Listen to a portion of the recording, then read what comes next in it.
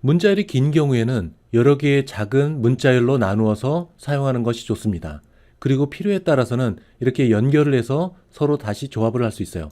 자, 이 예제에 가보게 되면은, 자, 여기서 조금 전에 작성한 코드를 좀 정리를 해보도록 하겠습니다.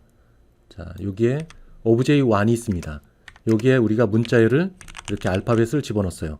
그리고 숫자를 집어넣습니다. 자, 이렇게 됐을 경우에는 가독성이 떨어지게 됩니다. 자, 이럴 경우에는 조금씩 나눠 갖고 사용하면 되겠죠. 자, 이렇게 한 다음에 두 번째 obj2는 숫자를 집어넣도록 하겠습니다. 자, 이렇게 작은 조각으로 문자열을 나누고 난 다음에 필요에 따라서 두 개를 서로 연결할 수 있습니다. obj3, 그래서 obj1과 두 개의 문자열 obj2를 서로 연결한다. 그리고 화면에 출력하는 것. 화면에 출력. 자, 이렇게 obj3를 집어넣게 됩니다. 그럼 화면에 긴 문자열을 작은 조각으로 나눈 것을 다시 조합해서 화면에 나타나게 되는 거죠. 이렇게 연결해서 쓰게 됩니다. 그래서 긴 문자열 경우에는 작은 조각의 스트링으로 나눈 다음에 그를 필요에 따라서 서로 연결해서 다시 사용할 수 있게 됩니다. 자, 여러 개 나눠서 문자열을 형성하게 되면 구문 오류가 생긴다. 자, 이런 경우 어떤 경우가 될까요? 자, 이렇게 해갖고, 자, 문자열이 길다. 그래서 엔터를 친 다음에 이렇게 기입을 하게 되면은 컴파일 오류가 생깁니다. 문자열은 반드시 한 줄 내에 작성을 해야 됩니다. 그래서 이렇게 긴 문자열 두 줄 이상으로 나눠지는 경우에는 여러 개의 작은 조각으로 나눈 다음에 그리고 필요에 따라서 서로 연결해서 쓰면 됩니다. 여기 나와 있는 내용은 한 라인에 작성을 해야 된다. 문자열은 여러 라인에 걸쳐 하면 조금 전에 나왔던 것 마냥 구문 오류가 발생이 됩니다. 산술 계산에 사용되는 더하기 연산자와 문자열 연결을 위한 더하기 연산자, 이걸 혼돈하면 이상한 결과를 만들 수 있습니다. 예를 들어서 보는 바와 같이 이 표현식에서는 더하기 연산자를 두 개를 썼습니다. 자, 우선 오른쪽에 있는 더하기 연산자를 볼까요? y, 정수 타입입니다. 정수 더하기 정수 2. 그러면 이것은 산술 계산에 사용되는 더하기 연산자입니다. 그 반면에 이 왼편에 있는 이 더하기 연산자는 왼쪽 피연산자가 문자열입니다. 그리고 오른쪽 피연산자는 y, 정수형입니다. 이 왼쪽에 있는 피연산자가 문자열이기 때문에 이 더하기 연산자는 문자열 연결을 위한 더하기 연산자입니다. 자, 부록에서 연산자 우선순위를 다시 한번 볼까요? 자, 연산 우선순위가 비교적 높은 이 더하기 연산자, 그리고 그 다음에 연산 우선순위가 낮은 이 산술 계산에 쓰는 더하기 연산자, 문자열 연결을 위한 더하기 연산자가 우선순위가 더 높죠. 자, 이럴 경우에 두 개의 더하기 연산자가 있을 때 문자열 연결하는 더하기 연산자가 우선순위가 높습니다. 따라서 이 부분이 먼저 수행이 됩니다. 이 부분. 그러면 이 문자열과 y는 자동적으로 문자열로 바뀌게 됩니다. y, 숫자 5가 아니라 문자 5로 바뀌어서 다음과 같이 y 더하기 2는 5가 화면에 출력이 될 겁니다. 그 다음에 또 더하기 연산자가 씁니다. 자, 앞부분, 이 부분이 수행된 다음에 다음과 같은 문자열이 만들어져요. 그럼 문자열 더하기 정수. 그럼 어떻게 될까요?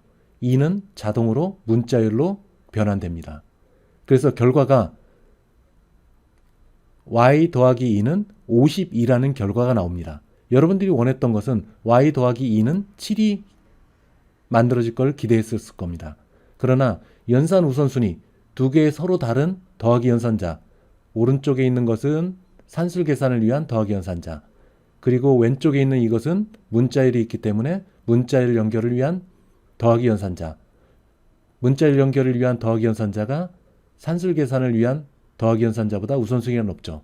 그러면 이 앞부분이 먼저 수행돼서 그 결과는 다음과 같은 문자열이 되고, 그 다음에 이 더하기 연산자는 다시 문자열로 앞부분이 형성이 됐기 때문에 이 문자열은 더하기 연산자가 아니라 문자열 연결을 위한 더하기 연산자가 됩니다. 따라서 52라는 결과가 화면에 출력이 되는 거죠. 자, 이런 것들을 방지를 하기 위해서 다음과 같은 달러 표시를 하고 문자열 보관하는 방법을 쓰게 되면 아마도 여러분들이 원하는 이 y 더하기 2는 7이라는 결과가 만들어질 겁니다. 자, 처음에는 이 더하기 연산자가 산술 계산을 하는 더하기 연산자였지만 전체적으로 봤을 때는 앞부분이 문자열이 되고 그리고 문자열이 되고 그 문자열과 정수가 연결이 돼서 얘는 문자열 연결을 위한 더하기 연산자가 되는 것입니다. 따라서 이 일반적인 프로그램 오류가 발생되지 않도록 여러분들이 잘 개념을 이해하는 것이 필요합니다.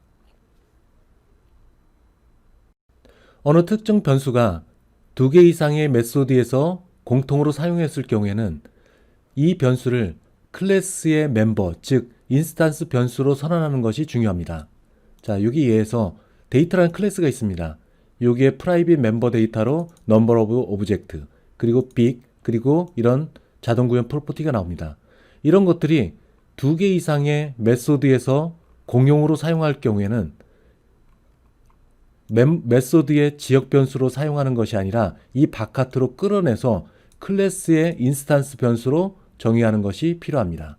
자, 아래 여러 개의 메소드에서 공용으로 사용하는 변수들은 이렇게 클래스의 멤버로 정의를 하는 것이 중요합니다. 자, 이렇게 중첩된 메소드가 있습니다. 매스 클래스의 max라는 메소드, 그리고 인수로 x와 또 다른 표현식이 또 들어가 있습니다. 이렇게 메소드 내에 또 다른 메소드를 정의를 한 것, 이거를 중첩된 호출이라고 얘기를 합니다. 이럴 경우에는 괄호 안부터 먼저 시작을 합니다. 그래서 max, y와 z를 통해 갖고 연산한 결과를 바깥쪽에 있는 max의 두 번째 인자로 사용하게 됩니다. 안쪽에 있는 결과를 바깥쪽에 있는 max라는 메소드의 두 번째 인자로 사용하게 되는 거죠. 메소드를 호출하는 방법은 세 가지가 있습니다. 동일 클래스 내에 있는 메소드들은 서로 간에 메소드 이름을 가지고 호출합니다. 클래스 내의 메소드들 사이에서는 메소드의 이름만 호출해서 사용하게 됩니다. 만약에 non-static, 즉 일반 메소드를 호출할 때는 반드시 객체 이름 다음에 메소드를 호출해야 됩니다. 객체 이름을 가지고 호출하는 것. 만약에 스태틱 메소드인 경우에는 앞에서 설명한 것 마냥 클래스 이름을 가지고 메소드를 호출합니다. 메소드를 호출했던 명령문, 즉 호출자로 제어권을 리턴하는 방법은 다음과 같은 세 가지 방법이 있습니다. 첫 번째는 해당 메소드의 작업이 끝난 끝부분에 도달했을 때 제어권은 호출자에게 리턴됩니다. 당연한 얘기이지만 메소드가 호출돼서 브레이스가 닫히면은 제어권은 호출자에게 되돌아가게 됩니다. 또는 두 번째와 같이 강제로 리턴하는 방법도 있습니다. 리턴해서 세마이콜론을 기입을 하게 되면은 바로 제어권은 호출자에게 리턴됩니다. 마지막으로 값이 있는 리턴 명령문, 즉 리턴이 됐을 경우에는 보는 바와 같이 리턴 값을 갖고 제어권을 호출자에게 리턴하는 방법, 이 세 가지 방법이 있습니다. 메소드들을 클래스 바디 밖에 선언하거나 아니면 또 다른 클래스 바디 내부에 메소드를 선언하게 되면 구문 오류가 발생이 됩니다. 자, 이 예제에서 이 멤버에 해당되는 이 부분을 클래스의 멤버로부터 빼서 클래스 밖, 즉 현재 데이트라는 클래스 끝나고 바깥쪽에 선언을 하게 되면 컴파일 오류가 생깁니다.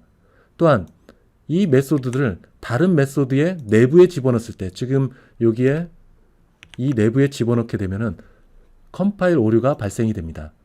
따라서 메소드들을 클래스 바디 밖에 또는 메소드의 또 다른 메소드의 바디 내부에 집어넣었을 경우에는 구문 오류가 발생이 됩니다.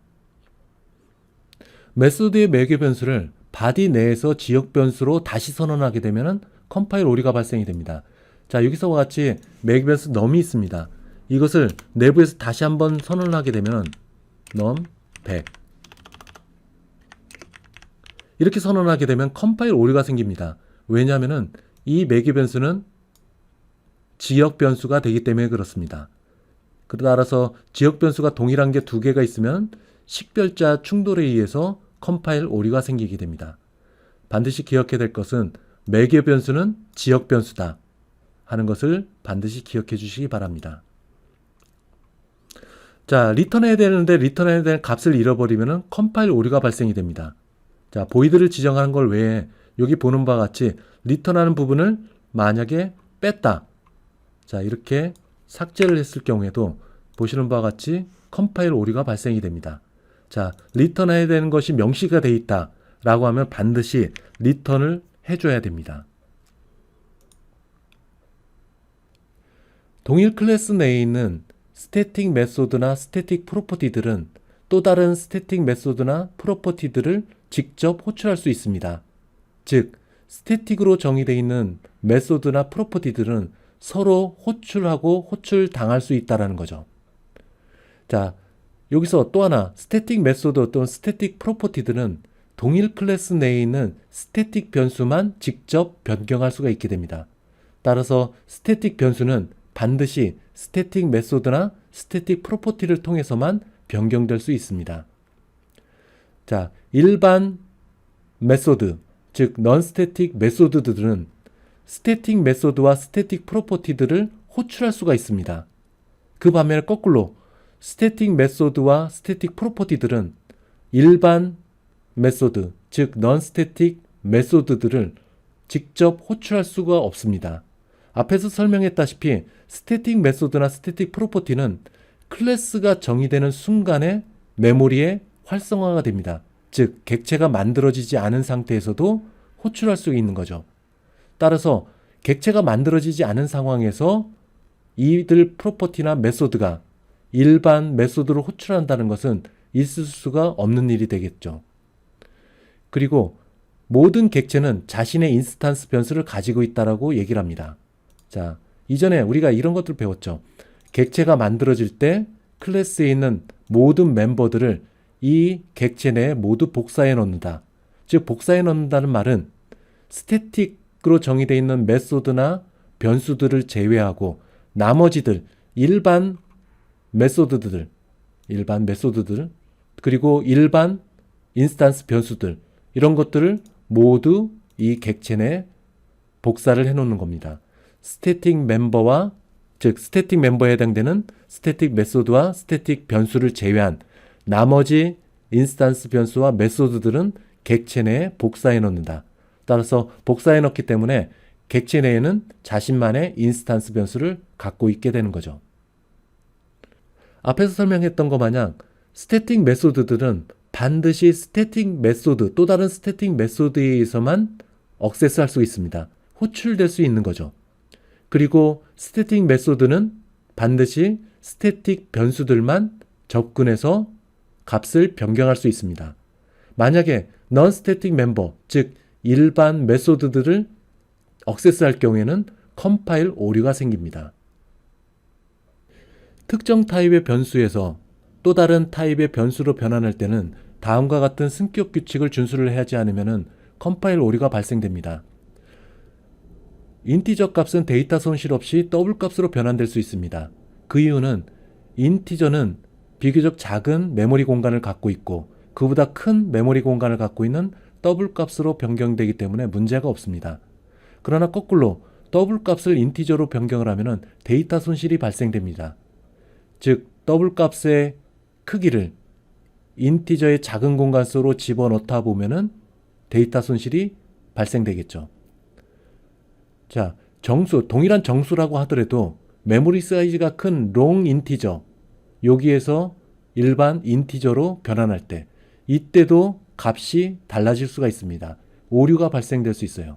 왜냐하면 롱 인티저는 인티저보다 메모리 사이즈가 크기 때문에 큰 쪽에서 작은 쪽으로 갈 때는 오류가 발생되거나 아니면 값이 의도한 바와 다른 값이 저장될 수가 있습니다.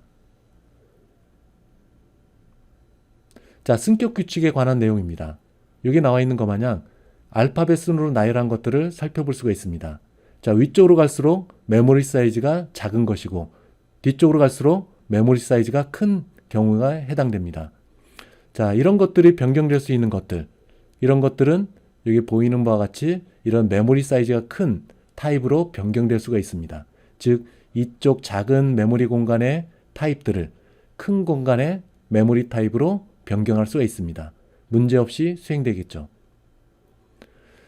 명시적으로 타입이 변환할 필요가 있는 경우에는 타입 변환 연산자를 사용해서 명시적으로 변환을 수행해야 됩니다. 자, 이 예제에서 맥시멈 매개 변수는 더블로 되어 있는데 인티저로 바꿔보겠습니다. 그러나 인수는 이 맥시멈 메소드를 호출하는 이 호출자에서는 넘버 1, 2, 3 이 인자들을 모두 더블로 정의를 했습니다. 따라서 매개 변수에서 이 값을 전달받아야 되는데 전달받을 때 매개 변수들이 인티저로 되어 있기 때문에 문제가 발생될 수 있습니다. 자, 컴파일 오류가 발생되는 거죠. 자, 이와 같이 이러한 경우에는 반드시 형변환 연산자를 써줘야 됩니다. 인티저 그리고 명시적으로 이렇게 형변환 연산자를 써줘야 됩니다. 자, 인티저 이렇게 되면은 컴파일 오류 없이 이 매개 변수로 전달이 될 겁니다. 물론 넘버 1은 더블 값이기 때문에 강제로 인티저로 변환해서 데이터의 손실이 발생될 수 있습니다. 하지만 어떤 특정 목적에 의해서 이런 더블 값을 인티저의 매개 변수로 전달할 때는 보시는 바와 같이 명시적으로 타입 변환 연산자를 반드시 사용해야 됩니다. 그래야 문제없이 컴파일 오류 없이 진행할 수가 있는 거죠. 자, 단순 타입으로 변환할 때 승격을 허용하지 않는다면, 즉 부동소수점 값을 갖고 있을 때 앞에서 예와 같이 강제로 정수형으로 바꿔졌을 경우에는 소수점 이하가 절단되는 경우가 발생될 수 있습니다. 따라서 가급적 인자와 그리고 매개 변수 타입은 모두 일치하는 것이 좋겠죠. 사용자가 만들어 놓은 클래스들 가운데 서로 연관관계가 있는 클래스들을 카테고리별로 그룹핑을 하게 됩니다. 이런 그룹핑을 하는 것을 네임스페이스라고 얘기를 합니다. 앞에서 우리는 프로젝트 이름을 갖고 네임스페이스를 정의했습니다. 그러면 이 네임스페이스 동일한 이름을 갖고 있는 클래스들은 물리적으로 떨어져 있다고 하더라도 서로 같은 공간에 논리적으로 포함되게 되는 거죠. 만약에 보시는 바와 같이 이름이 다른 네임스페이스 이름이 다른 쪽에 있는 클래스들을 사용하고 싶다. 그럴 경우에는 이쪽에 있는 using이라는 키워드를 써서 해당되는 네임스페이스 이름을 가져오게 되면은 여기 있는 클래스, 어카운트 클래스들을 사용할 수가 있게 됩니다. 자, using 지셔를 사용하게 되면은 .NET 프레임워크 클래스 라이브러리에 있는 클래스들도 가져올 수가 있습니다. 우리가 일반적으로 앞의 예제에서 시스템이라는 네임스페이스에 있는 것을 가져왔습니다. 자, 이렇게 하면은 전체 경로 대신 단축 경로명인 콘솔이라는 것을 사용할 수 있는 거죠. 만약에 여기에 시스템이라는 것을 삭제를 했다면은 각각의 콘솔에 해당되는 이 위치를 풀네임을 써야 됩니다. 전체 경로를 써야 되죠. 시스템 점. 자, 이렇게 써야 콘솔이라는 것을 인식을 하게 됩니다. 다음에 있는 이 부분도 시스템이라는 전체 경로명, 즉 전체 경로명은 여기에 해당됩니다. 자, 이런 전체 경로명을 써야 됩니다. 그러나 이런 반복적인 것을 피하기 위해서 using이라는 키워드를 통해서 윗부분에 배치를 하게 되면은 자연적으로 콘솔은 using에서 사용하고 있는 이 네임스페이스를 가져오게 됩니다. 자, 전체 경로명 대신에 단축 경로명인 콘솔을 쓰게 되면은 코드를 좀 더 간결하게 짤 수가 있게 되겠죠. 자, 용어 정의가 나옵니다. 자, 교재에는 원서로 되어 있어서 원서에 있는 내용들 가운데 full qualified name이라는 게 있습니다. 이건 전체 경로명을 의미합니다. 즉, 이 콘솔이라는 명령어 대신에 이 콘솔이라는 이 클래스 대신에 콘솔이 어디에 있느냐, 즉 시스템이라는 네임스페이스에 있다. 이렇게 전체 경로명을 쓰는 것을 full qualified name이라고 얘기를 합니다. 반면에 단축 경로명 unqualified name, 이것은 앞부분에 using이라는 키워드를 써서 단축 경로명인 간단하게 콘솔이라는 클래스를 바로 쓸 수 있는 것, 이거를 단축 경로명이라고 얘기를 합니다. 영어로 unqualified name. 그리고 또 qualify하고 qualifying이라는 게 있습니다. 한정한다는 의미를 갖고 있어요. 자, 메소드에 소속된 클래스 이름을 함께 표기하는 것. 자, 보시는 바와 같이 이렇게 한정한다. 메소드 클래스는 파워라는 메소드를 한정한다. 이렇게 표현할 수가 있게 됩니다. 메소드라는 클래스는 파워 메소드를 한정한다. 자, 이런 부분들은 용어 정의에서 여러분들이 기억할 필요가 있습니다. 클래스 이름을 사용할 때마다 전체 경로명을 지정하는 경우. 자, 여기서 이런 경우가 되겠죠. 자, using을 쓰지 않고 이렇게 전체 경로명을 쓰게 되면은 동일한 결과를 나오겠지만은 코드가 좀 더 복잡하게 보이겠죠. 좀 더 간결하게 하기 위해서는 보시는 바와 같이 using이라는 키워드 쓰게 되면은 단축 경로명을 통해서 클래스의 메소드를 호출할 수 있게 됩니다. 그래서 간결하게 표현할 때는 using 선언을 하는 것이 좋다라고 얘기를 하고 있네요. 자, 앞에서도 얘기했다시피 C샵은 .NET 프레임워크 클래스 라이브러리를 제공하고 있습니다. 이 라이브러리는 많은 수의 클래스들을 포함하고 있어요. 그리고 이 클래스들 사이에서는 서로 관계가 있는 것들, 이런 것들을 네임스페이스로 만들어 사용하고 있습니다. .NET 프레임워크 장점은 이 클래스 내에 있는 네임스페이스를 이용을 해갖고, 즉 using이라는 지시어를 사용해갖고 해당되는 클래스들을 모두 가져올 수 있다는 거죠. 여기 사용하고 있는 네임스페이스는 다음과 같습니다. 자, 이런 것들을 사용하게 되면은 우선 첫 번째 system.window.form 이 클래스를 정의한 네임스페이스를 using이라고 여러분들이 선언을 하게 되면은 이 해당되는 GUI에 관계되는 모든 클래스들을 가져올 수 있게 됩니다.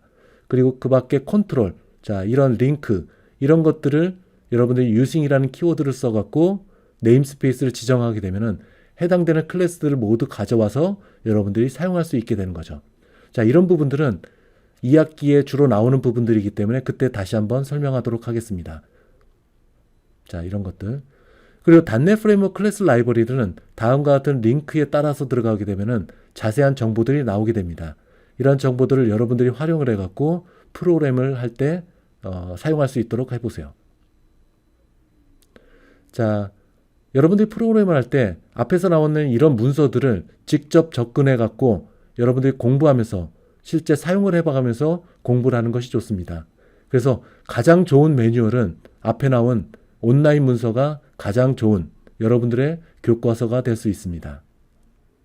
다음은 임의의 숫자를 자동으로 생성하는 난수 생성에 관해서 알아보도록 하겠습니다. 자, 난수 생성을 위해서는 마이크로소프트에서 만들어 놓은 랜덤 클래스를 이용을 해야 됩니다. 이 클래스를 이용을 해갖고 여러분들은 임의의 바이트, 인티저, 더블 값을 자동으로 생성할 수가 있게 됩니다. 그 가운데 바이트는 0 또는 1, 두 개 중에 하나를 임의적으로 자동으로 생성하게 됩니다. 랜덤 클래스, 마이크로소프트에서 .NET 프레임워크 클래스 라이브러리에 만들어 놓은 랜덤 클래스에는 수학적인 알고리즘을 이용을 해갖고 난수를 생성하는 그런 방법을 제공을 하고 있습니다. 따라서 알고리즘을 통해서 만들어 놨기 때문에 인간이 하는 것만큼 임의의 숫자를 자동으로 생성하는 데는 완전하진 않지만 그래도 실전에 적용할 수 있을 만큼 랜덤하다라고 얘기를 하고 있습니다. 여러분들은 랜덤, 즉 임의의 숫자를 생성하는 것은 수학적인 알고리즘을 통해서 만들어진다. 이 부분을 기억해 주시기 바랍니다. 그리고 암호 생성을 위해서 안전한 난수가 필요한 경우에는 다음과 같은 클래스를 사용하는 것이 효과적이라고 할 수 있어요.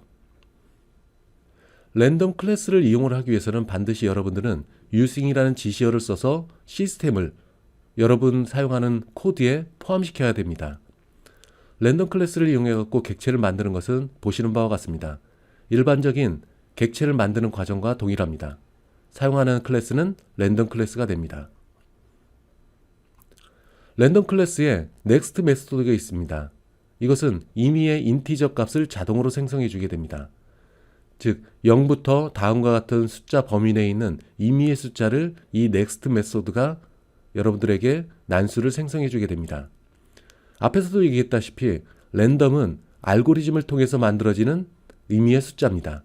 따라서 의사난수라고 합니다. 의사난수라는 것은 진짜는 아니지만 가짜 난수, 진짜 난수가 아닌 가짜 난수라는 의미를 갖고 있습니다. 그래서 난수를 생성하기 위해서는 반드시 시드 값이 필요하게 됩니다. 기본적으로 next 메소드는 현재 시간, 여러분들이 사용하고 있는 PC의 현재 시간을 가져와서 seed로 삼고 있습니다. 자, 스케일링 하는 겁니다. 범위를 설정하는 겁니다. 난수가 어떤 범위에 있는 건지. 만약에 범위를 설정하지 않으면은 이와 같은 굉장히 많은 숫자 범위 내에 임의의 숫자를 만들어내기 때문에 굉장히 사용상에는 문제가 있을 겁니다. 따라서 넥스트 맥소드를 쓰기 위해서는 숫자가 어느 범위 내에 있는 숫자만 임의의 숫자로 꺼내오겠다. 이런 것을 정의를 해야 됩니다. 이것을 스케일링이라고 얘기를 합니다. 자, 난수 발생, 스케일링 외에 쉬프팅 값을 더함으로 인해서 숫자 범위를 좀 더 정확하게 만들어 놓을 수 있게 됩니다. 이 부분도 예제 코드를 보면서 살펴보도록 하겠습니다. 인티저 타입의 두 개의 인수를 넥스트 메소드에 정의를 하면은 첫 번째 인수 값에서 두 번째 인수의 바로 이전 값 사이의 값을 임의로 선택을 해서 사용자에게 전달해 주게 됩니다. 여기서 중요한 것은 넥스트 메소드에 두 개의 인자가 있다. 첫 번째 인자는 시작 인수값, 두 번째 인수값에 정의된 값의 바로 이전, 그 값을 리턴하게 된다. 다음은 육면 주사기 던지기를 20번 던져서 그 결과를 보여주는 앱입니다. 보시는 바와 같이 랜덤 클래스, 자, 이 클래스를 이용하기 위해서는 시스템을 포함시켜야겠죠. using 지시어를 써서. 그리고 객체를 만듭니다. 자, 객체를 만들면서 여기에 현재 시간, 즉 여러분들이 사용하고 있는 PC의 현재 시간을 seed 값으로 가져오게 됩니다. 랜덤 생성자의 인수에 아무 값도 입력을 하지 않으면은 여러분들이 사용하는 현재 시간, 그것을 seed 값으로 가져오게 됩니다. 폼은 안으로 들어가서 20번을 반복을 하게 됩니다. 반복을 하면서 보시는 바와 같은 랜덤 넘버라는 객체, 바로 조금 전에 9번째 줄에서 만든 이 객체에 있는 넥스트 맥소드를 호출합니다. 그리고 스케일링 값 1과 7, 그래서 1과 7 바로 이전 값 6이 되겠죠. 그래서 1에서 6 사이의 숫자를 임의적으로 선택을 해서 face의 값을 저장하게 됩니다. 그것을 화면에 출력하는 그런 내용입니다. 자, 결과로 보면 이와 같은 20개의 난수가 만들어진 것을 볼 수 있습니다. 첫 번째 돌렸을 때 난수, 두 번째 돌렸을 때 난수, 다음과 같은 결과가 나옵니다. 물론 앱을 돌렸을 때, 그 돌렸을 때마다 각기 다른 난수가 표현될 겁니다. 자, 예제 코드로 가보겠습니다. 자, 조금 전에 설명한 코드를 실행을 해보도록 하겠습니다. 자, 첫 번째 실행한 것, 그리고 컨트롤 F5를 눌러서 두 번째 실행한 것. 자, 실행할 때마다 각기 다른 난수가 20개가 화면에 보였습니다. 자, 이렇게 보였어요. 자, 이렇게 난수가 다르게 보이는 것은 현재 시드 값을 여러분들이 사용하고 있는 PC의 현재 시간을 가져와서 시드 값으로 사용했기 때문에 그렇습니다.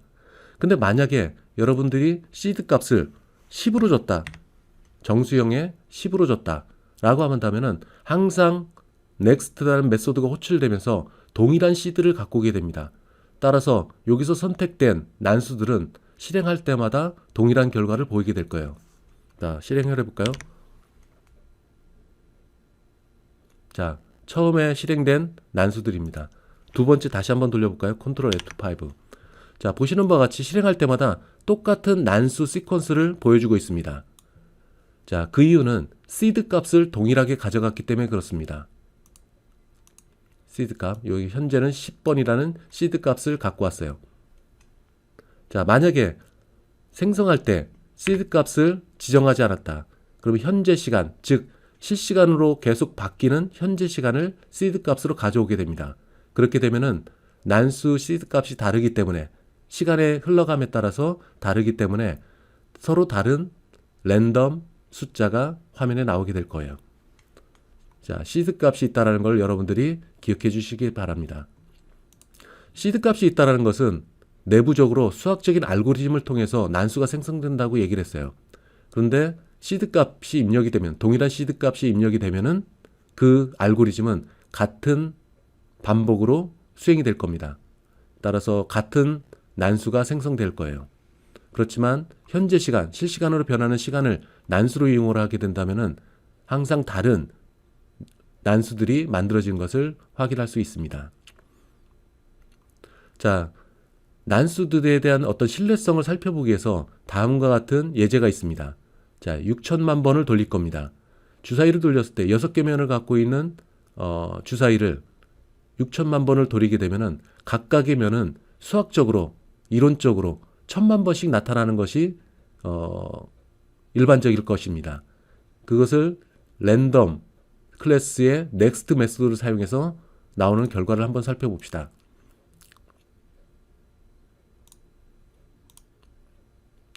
자, 다음에 나오는 예제 코드. 자, 가져와서 6천만 번을 돌립니다. 그럴 때마다 0에서 6 사이 숫자를 화면에 페이스에 저장을 하게 될 거고, 그 페이스 값을 스위치문을 써서 각각의 1번, 2번, 3번 면이 나오는 그 횟수를 우리 프리퀀시라는 변수를 통해서 계속 누적해 나가는 그런 내용들입니다. 그리고 최종 결과, 그것을 화면에 출력할 겁니다. 첫 번째 면이 나온 횟수, 두 번째, 세 번째 면, 네 번째 면, 다섯 번째 면, 여섯 번째 면. 그 결과를 한번 살펴볼까요? 컨트롤 F5를 누르겠습니다. 자, 6천만 번을 돌리기 때문에 비교적 조금 시간이 많이 걸리죠. 자, 보시는 바와 같이 결과가 나왔습니다. 1번 면은 1000만 번이 약간 넘네요. 그리고 2번 면은 1000만 번이 약간 작네요. 그렇지만 이 숫자는 대부분 1000만 번에 수렴되는 숫자가 나왔습니다. 따라서 마이크로소프트에서 만든 랜덤 클래스는 비교적 수학적으로 만들어서, 인공적으로 만들어서 좀 완전하진 않지만, 임의의 난수지만 실전에 쓰기에 적합할 정도의 난수들이 만들어지는 것을 여러분들이 확인할 수 있습니다. 난수를 생성하기 위해서 객체를 만들 때 사용한 랜덤 클래스에 있는 넥스트 메소드의 두 개의 인자를 살펴봅시다.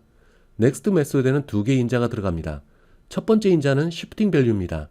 즉, 희망하는 연속된 정수 범위에서 시작 숫자를 지정하는 것이 첫 번째 인자에서 정의라는 겁니다. 두 번째 인자는 앞에서 정의한 shifting value 더하기 스케일링 팩터가 더하게 됩니다. 스케일링 팩터는 시작된, 앞에서 첫 번째 인수에서 시작한 그 숫자에서 몇 개의 숫자를, 몇 개가 중요합니다. 몇 개의 숫자를 범위에 넣을 건지 이런 것을 지정하는 겁니다. 따라서 두 번째 인자는 시작 숫자 더하기 몇 개의 숫자, 이 값이 두 번째 인자에 속합니다. 앞에 주사위 경우와 같이 주사위는 1부터 6개의 면이 있죠. 자, 그러면 shifting value를 1로 하고, 그리고 스케일링 팩터는 6으로 합니다. 그리고 shifting value 앞에서 정의한 1과 6을 더하면 7이 되겠죠. 그래서 1과 7 사이 그 범위를 next로 사용하게 됩니다. next라는 메소드를 사용할 때 1과 7 사이 이것을 정의하게 됩니다. 앞에서 나온 next 메소드는 두 개의 인자를 사용하고 있습니다. 그런데 next 메소드가 한 개의 인자를 갖고 호출했을 때 어떠한 결과가 나오나 볼까요? 자, 우선 인자에 들어가는 이 부분은 개수를 의미합니다. 개수. 즉 0부터 시작을 해서 몇 개의 숫자의 범위 내에 있는 것을 가져올 것이냐, 그 개수를 의미합니다. 0부터 시작을 해서 몇 개, 그 가운데 임의의 숫자를 가져오게 되는 거죠. 거기에 곱하기 해서 difference between value가 있습니다. 시퀀스에서 연속된 숫자 사이의 차이를 나타냅니다. 그리고 더하기 shifting value, 앞에서 우리가 시작 숫자라고 얘기했죠. 이 shifting value를 더하기를 하게 됩니다. 그래서 next 메소드 호출에서 나온 결과에 difference between value라는 값을 곱하고 거기에 shifting value를 더 더하면은 넘버가 나오게 됩니다. 자, 얘를 한번 봅시다. 자, 이전 예제에서는 다음과 같은 두 개의 인자를 사용했습니다.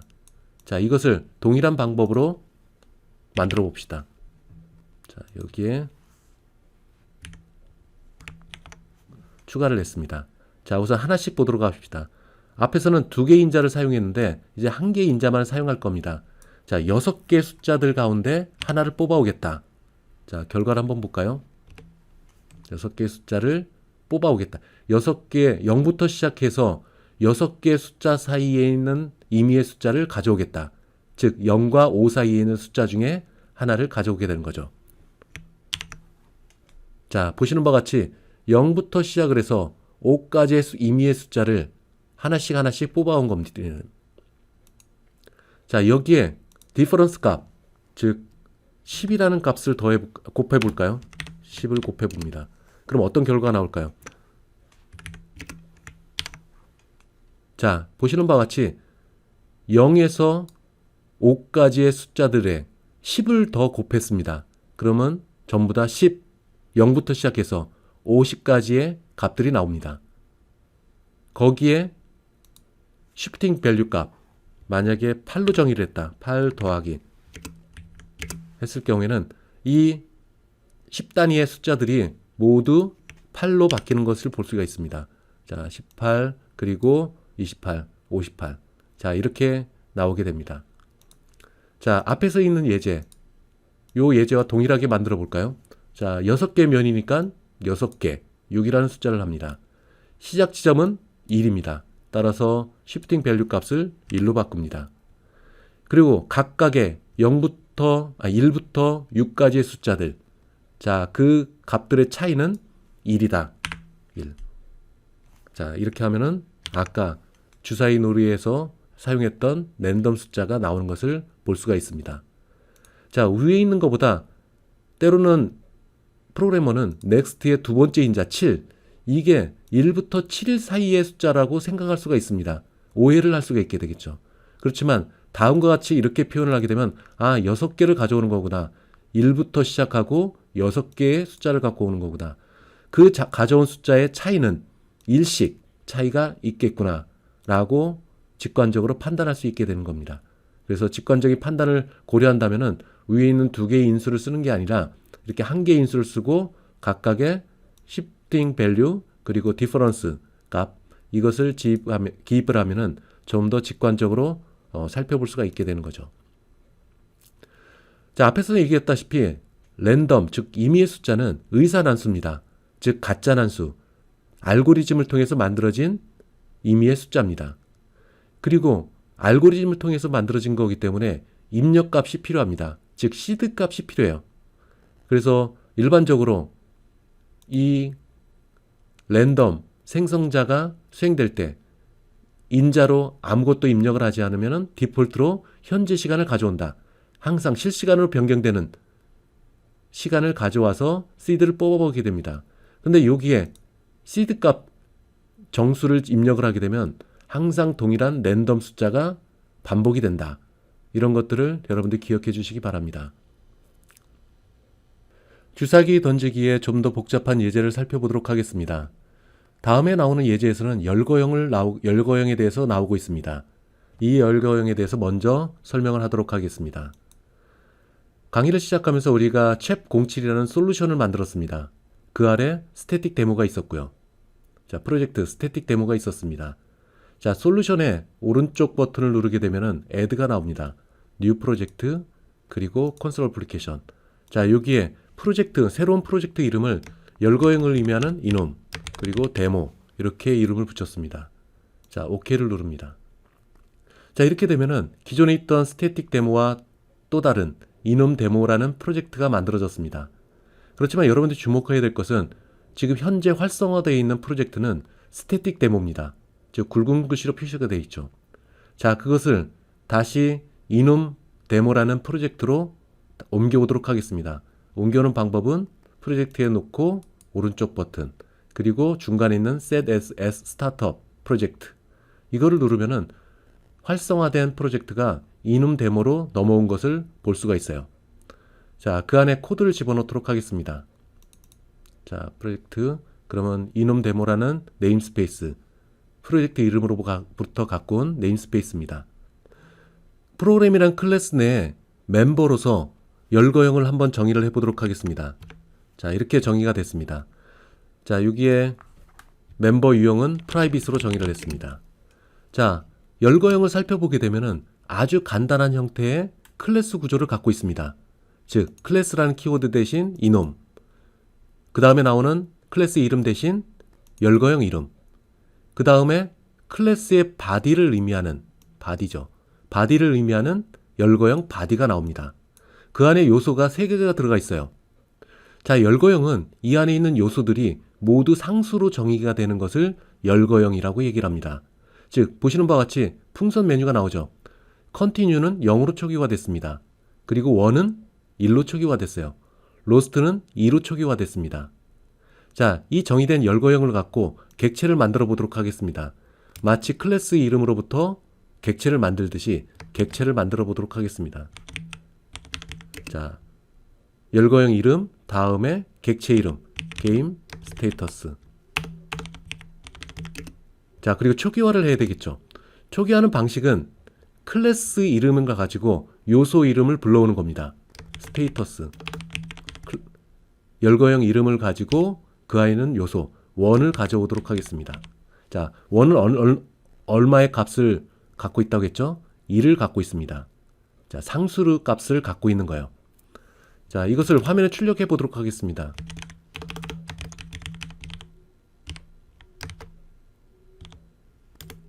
자, 출력을 해볼까요?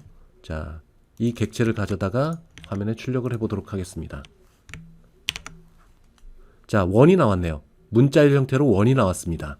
그 1은 중간에 있는 우리가 초기화를 할 때 사용했던 그 값을 갖고 있습니다. 근데 문자일 1으로 나와서 여러분들이 혼돈될 수가 있는데 이거를 인티저 타입으로 형변환을 해보도록 하겠습니다. 자, 그렇게 되면은 여기 나와 있는 것 같이 1 값을 갖고 있습니다. 정리를 해보게 되면은 열거형은 상수들의 연속된 값들을 한꺼번에 포장해 놓는 것, 이걸 열거형이라고 얘기합니다. 그리고 열거형들은 클래스 구조와 상당히 유사하다. 그리고 객체를 만들 수도 있다. 초기화는 열거형 내부에 있는 요소 중에 하나를 가져다 쓸 수 있다. 그리고 내부에 있는 이 열거형들은 상수값을 갖고 있다라고 얘기를 합니다. 자, 실제로 상수값을 갖고 있는지 한번 살펴볼까요? 여기 1 대신에 숫자를 집어넣습니다. 숫자는 2로 집어넣겠습니다. 자, 2 정수형이죠. 그런데 이 할당 연산자의 왼편은 스테이터스라는 타입입니다. 따라서 이거를 명시적인 형변환을 해줘야 되겠습니다. 가로에 놓고 형변환. 자, 그러면 어떤 결과가 나오나 볼까요? 여기서 보면은 이렇게 하고, 그러면은 2라는 숫자 아마도 로스트가 화면에 출력될 겁니다. 왜냐면 2 여기 있는 숫자 2가 스테이터스라는 열거형으로 변환돼서 게임 스테이터스에 저장되기 때문에 그렇습니다. 자, 로스트 숫자 2를 의미하는 로스트가 화면에 출력된 것을 여러분들이 볼 수가 있었어요. 자, 이것을 다시 좀 바꿔보도록 할까요? 자, 컨티뉴 이거를 10으로 정의를 해서 초기화를 했습니다. 그럼 1은 어떻게 될까요? 컨티뉴가 10으로 초기화 됐으면은 다음번에 나오는 요소는 그 다음 숫자, 즉 11로 초기화가 됩니다. 로스트는 12로 초기화 됐네요. 연속된 값으로 초기화가 됩니다. 만약에 1인 경우, 1을 15로 했을 경우, 그 다음에 로스트는 어떻게 될까요? 15의 다음 값, 16으로 로스트는 초기화가 됐습니다. 자, 이런 값을 갖고 열거형을 사용할 수 있게 되는 거죠. 강의 노트로 돌아가겠습니다. 이 예제는 주사위 2개를 던지는 게임입니다. 주사위를 던졌을 때 제일 처음 첫 번째 주사위를 던졌을 때 7, 11이면 이깁니다. 그리고 2, 3, 12인 경우에는 지게 되는 겁니다. 만약에 제일 첫 번째 주사위를 던졌을 때 그 숫자의 합이 7, 11, 2, 3, 12가 아닌 다음과 같은 경우가 됐을 경우에는 첫 번째 던진 그 숫자의 합, 그것을 포인트로 만들어 놓게 됩니다. 마이 포인트, 예제 코드에서는 마이 포인트라는 변수로 정의가 되어 있네요. 이 포인트가 됩니다. 그 다음부터는 계속적으로 반복적으로 주사위를 계속 던집니다. 이렇게 계속 던지는 과정에서 제일 첫 번째 이 포인트 값, 즉 첫 번째 주사위를 던졌을 때 합과 일치하게 되면은 이기게 됩니다. 반복적으로 던지는 과정에서 만약에 7이 되면은 지게 되는 거죠. 소스 코드로 가보겠습니다. 클랩스라는 클래스가 정의되어 있네요. 그리고 그 안에 랜덤 클래스로부터 객체 랜덤 넘버를 만들어 놨습니다. 이 객체를 통해서 임의의 숫자를 뽑아내오는 일을 하게 될 겁니다. 다음에는 스테이터스라는 열거형이 정의가 되어 있습니다. 컨티뉴, 원, 로스트 3개의 요소로 정의가 되어 있네요. 앞에 설명했다시피 컨티뉴는 0으로 초기화될 거고 1은 1, 그리고 로스트는 12라는 상수가 정의가 될 겁니다. 그 다음에 나오는 열거형이 있습니다. 다이스 네임이라는 열거형이 정의가 되어 있네요. 여기는 5가지 요소로 정의가 되어 있습니다. 여기 보면 각각의 요소들은 2, 3, 7, 11, 12 이 값들로 정의가 되어 있어요. 이 값들은 앞에서 나온 이길 경우에 7, 11 그리고 졌을 때 2, 3, 12 이 경우에 대해서 열거형으로 만들어 놓은 겁니다. 메인 메소드로 가서 우선 게임 스테이터스라는 열거형을 이용을 해갖고 객체를 하나 만듭니다. 이름은 게임 스테이터스. 그리고 초기화를 해놨나요? 스테이터스에 있는 컨티뉴 요소를 가져와갖고 초기화를 했습니다. 자, 게임 스테이터스는 컨티뉴로 초기화되어 있어요. 그리고 마이포인트라는 정수형이 나옵니다. 이 값은 첫 번째 주사위를 던졌을 때 그 값을 저장하는 곳입니다. 30번째 줄에 가보기에는 롤다이스라는 메소드를 호출하네요. 자, 롤다이스 어디 있나요? 제일 끝에 있습니다. 자, 제어권이 이쪽으로 와서 첫 번째 주사위를 던졌을 때 각각의 주사위의 숫자의 합을 계산하는 메소드입니다. 그래서 첫 번째 주사위의 숫자, 두 번째 주사위의 숫자, 이거를 합산을 하게 됩니다. 그리고 92번째 줄에서는 첫 번째 주사위의 숫자와 두 번째 주사위의 숫자, 그리고 그 숫자의 합, 이걸 화면에 출력합니다. 그리고 롤다이스라는 메소드를 종료를 하면서 합산된 숫자를 리턴하게 됩니다. 그러면 롤다이스라는 메소드를 호출했던 지점으로 돌아가면서 썸, 숫자의 합을 리턴하게 될 거예요. 제어권이 처음 호출된 호출자 지점으로 왔습니다. 합산된 것은 sum of dice라는 곳에 저장이 됩니다. 자, 스위치문으로 넘어왔습니다. 스위치문에서는 어느 쪽으로 가야 될지 선택하는 부분입니다. 앞에서 sum of dice 첫 번째 주사위를 던졌을 때 합산 값, 그 값을 dice name, 즉 앞에서 나온 이 열거형 타입으로 변환을 하게 됩니다. sum of dice는 정수형이기 때문에 앞에서 나온 케이스에 있는 열거형 요소로 연결을 하기 위해서는 명시적으로 다이스 네임이라는 타입으로 변환을 해줘야 됩니다. 자, 변환을 해주게 되면 숫자가 아닌 열거형 요소로 케이스에 들어가게 될 겁니다. 자, 이 케이스들 가운데 7, 즉 7, 11인 경우에는 게임 스테이터스, 처음에 컨티뉴로 초기화됐던 이 게임 스테이터스라는 이 객체에 다시 1이라는 값으로 갱신을 하게 됩니다. 그리고 브레이크가 되는 거죠. 그리고 다음에 나오는 스네이크 아이, 즉 2, 3, 12인 경우 그때는 게임 스테이터스가 로스트로 다시 변경이 됩니다. 컨티뉴에서 로스트로 변경이 되고 브레이크가 됩니다. 그리고 7, 11, 2, 3, 12 그 외의 숫자의 합이 나온 경우에는 디폴트로 들어갑니다. 디폴트로 들어가서 게임 스테이터스를 컨티뉴로 변경을 하게 되는 거죠. 자, 그리고 난 다음에 앞에서 첫 번째 주사위를 던졌을 때 합을 다시 마이포인트, 즉 정수형의 마이포인트에 값을 저장을 하게 됩니다. 그리고 화면에 마이포인트 첫 번째 주사위를 던졌을 때 합계를 화면에 출력하는 거죠. 그리고 브레이크가 됩니다.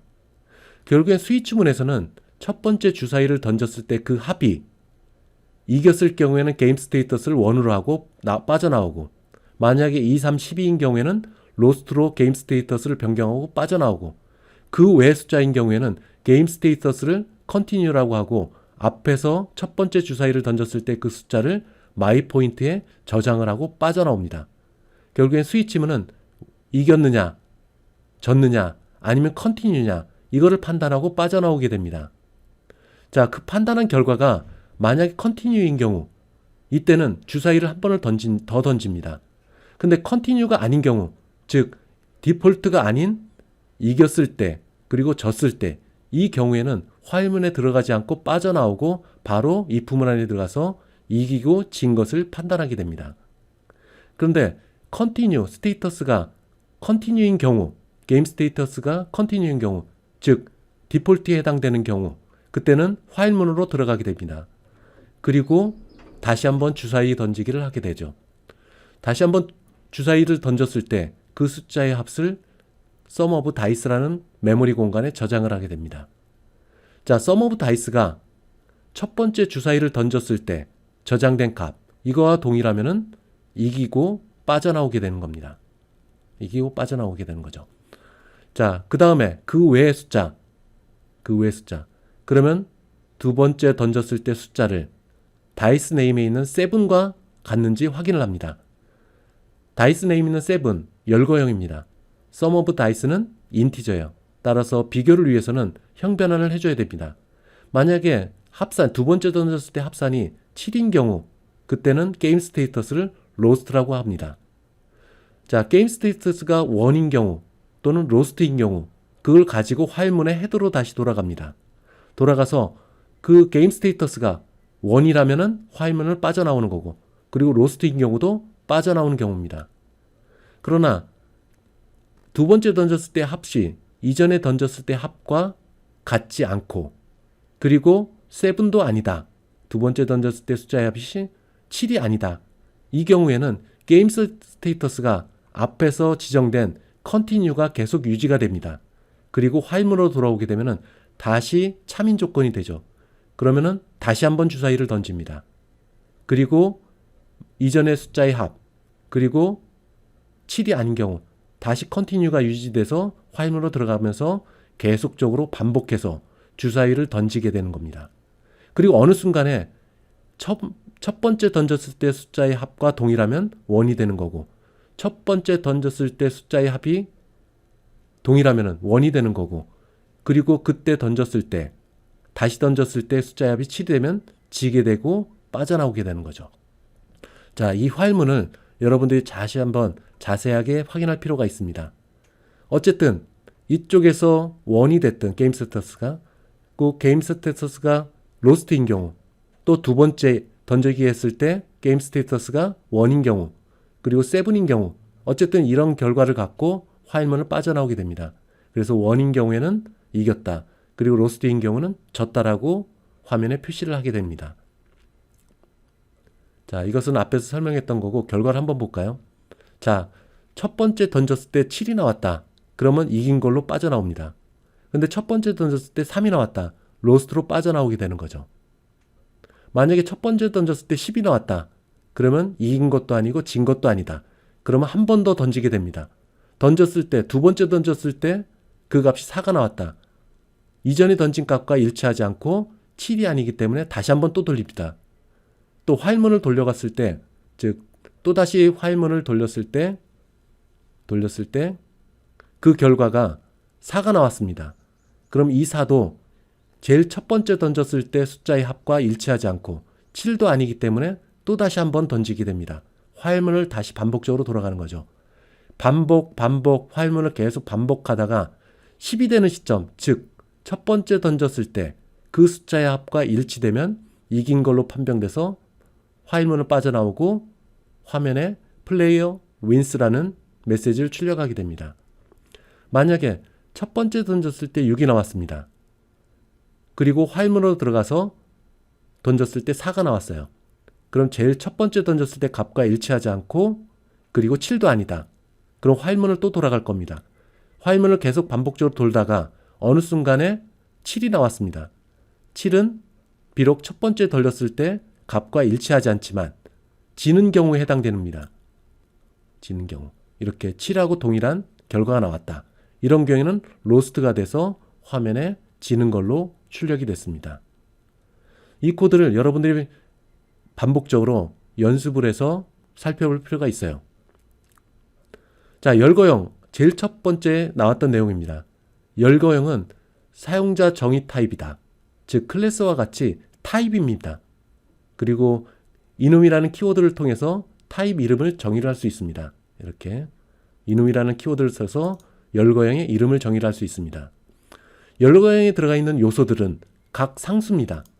상수예요. continue, one, lost 이런 것들은 상수입니다. 자, 열거형이 만약에 이런 값이 정의가 되어 있지 않다. 그러면 continue와 one, lost는 0부터 시작하는 연속된 값으로 지정될 겁니다. 자, 앞에서 나온 것은 상수는 정수형 타입이다. 그리고 만약에 식별자의 값을 할당하지 않으면, 보시는 바와 같이 값을 할당하지 않으면은 0으로 초기화된다. 그리고 그 다음 번째는 1, 로스트는 2가 됩니다. 자, 만약 값이 지정되어 있을 경우, 값이 지정되어 있을 경우에는 그 값을 그대로 가져가게 됩니다. 값을 continue는 12 가져가고, 1은 15를 가져가고, 로스트는 그 다음의 숫자인 16을 가져가게 됩니다. 자, 이렇게 상수보다 숫자보다 열거형을 쓰는 이유는 가독성이 좋기 때문에 그렇습니다. 그래서 원에 해당되는 것, 15의 값을 갖고 오는 거죠. 그리고 로스트인 경우에는 16을 가져오게 됩니다. 숫자를 쓰는 것보다 가독성에서 유리하기 때문에 열거형을 사용하고 있는 겁니다. 자, 은행가임 여기에 나와 있는 것은 또 다른 형태의 열거형입니다. 자, 열거형에 여기 있는 것은 정수형 타입입니다. 그런데 short integer, 즉 단축된 짧은 정수형을 또 쓸 수가 있습니다. private, enum, status 2라고 해봅시다. 2 열거형 이름. 그리고 컬러를 씁니다. 컬러를 쓰게 되면은 새롭게 정수형 타입을 정의를 할 수 있어요. 위에 있는 것은 그냥 일반 정수형입니다. 그런데 단축 정수형, short 이렇게 쓰면 됩니다. 그 다음에 나오는 것은 동일하게 만약에 1, 2, 3 이렇게 정의되면 이 요소들은 단축, short integer 형태의 정수가 할당이 되는 거예요. short integer. 자, 그리고 출력을 해볼까요? 자, status 2 열거형을 가져와서 game status 2라는 객체를 만듭니다. 그리고 열거형으로 short로 변경을 했어요. 그리고 숫자는 2. 이거보다는 그냥 가져다 쓰는 게 좋겠네요. status 2에 3를 가져오겠습니다. 자, 그것이 화면에 어떻게 출력됐나 볼까요? 자, 이렇게 바뀌었습니다. 자, 이번에는 game status 2, 즉 이 열거형을 가져오는 것을 정의를 했습니다. game status 2에 있는 객체를 가져온 겁니다. 자, 출력을 해볼까요? 자, 3가 나왔습니다. 3에 해당되는 값이 화면에 출력이 됐습니다. 그리고 숫자로 바꿀 경우에는 이것이 short integer이기 때문에 short이라는 형변환 연산자를 쓰는 게 좋겠죠. 다시 short 이렇게 형변환 연산자를 쓰면 화면에 short에 해당되는 game status 2, 3에 해당되는 값이 출력이 됐습니다. 자, 1은 0, 2는 1, 3는 2가 할당된 값이 이렇게 출력이 됐습니다.